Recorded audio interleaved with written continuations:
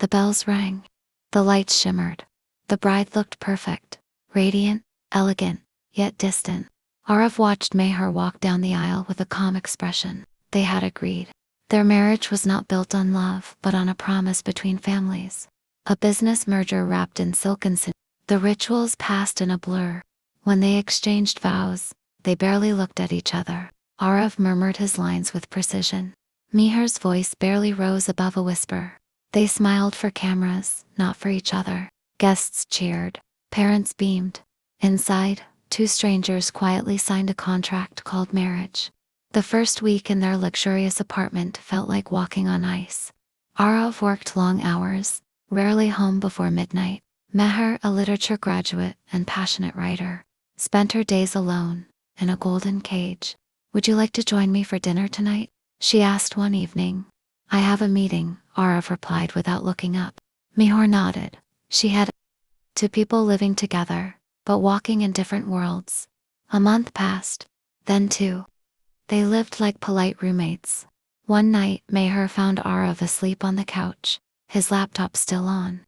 She covered him with a blanket and paused. He looked different when asleep, softer, human, vulnerable. A week later, Aarav found her crying quietly on the balcony. For the first time, he sat beside her. Meher started cooking breakfast. Aarav began waiting for her to eat together. "Do you always read while eating?" he asked.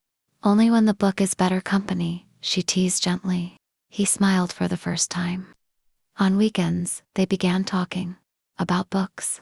Childhood dreams once buried under duties. They weren't in love, not yet. But they were no longer strangers. Meher started laughing more. Aarav noticed how her eyes lit up when she spoke about her favorite author. She learned he secretly played the piano when no one was around. Their home began to feel warm. "Are you okay?" he asked. She wiped her tears. "I don't know why this hurts. I knew what I signed up for." Aarav sighed. "Maybe we both did. But knowing and feeling are different things." That night, something shifted. The silence didn't feel so heavy. One rainy evening, Aarav returned early and found Meher's journal left open. He read the first page before guilt stopped him. Maybe love can grow after vows. If someone dares to water it. Those words stayed with him. That night, Aarav cooked dinner. A clumsy effort. But Meher's eyes filled with surprise and joy. "You cooked?" "I tried. Don't sue me if you fall sick." She laughed. He laughed with her. Later, he softly said, "Maybe we can try watering it together." Her smile was the answer. It happened after a family event. Meher was quiet, overwhelmed by relatives comparing her to Arav's ex-girlfriend, whom everyone adored. "You're too plain," someone had whispered. "Aarav deserves someone brighter." Back home, Meher broke down. Aarav saw her pain, took her hand, and without a word, hugged her. It wasn't romantic. It was real. And that made it everything. "You're not plain," he whispered. "You're everything they'll never understand." She cried harder. This time, from feeling seen. Their bond deepened in subtle ways. He started attending her open mic poetry readings. She listened to his business worries, offering insight and comfort. They went for long walks, watched old movies, argued about pineapple on pizza. One night, during a blackout, they lit candles and sat on the floor. "Did you ever imagine being married like this?" Meher asked. "Not like this," he said. "I imagined worse." They laughed, holding hands in the flickering light. Aarav's ex Kavya returned to the city, stunning, successful, and interested.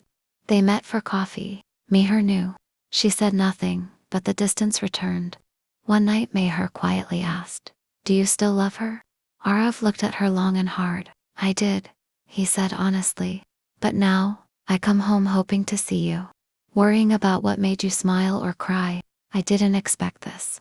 But I think I'm falling for my wife." Meher froze. "Then slowly," she said. "Then fall. I'll catch you." And he did. Months passed.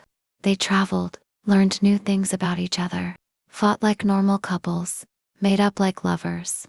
On their anniversary, Aarav took her to the hills. Under a sky full of stars, he gave her a small box. Inside was a handmade pendant shaped like a drop, a reference to her first poem he had secretly read. Because you cried alone once, he said, and now, you'll never have to. She threw her arms around him. I love you, Aarav. I love you more, May. This time, the vows weren't whispered for others. They were spoken, finally, for them. They still had bad days. They still argued. But the difference was, they never walked away. Love didn't come on the wedding day.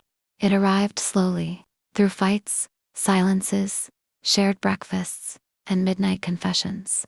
It wasn't a fairy tale. It was better. It was real. And as they lay in bed, fingers intertwined, Mihar whispered, we did water it. Aarav kissed her forehead, and it bloomed.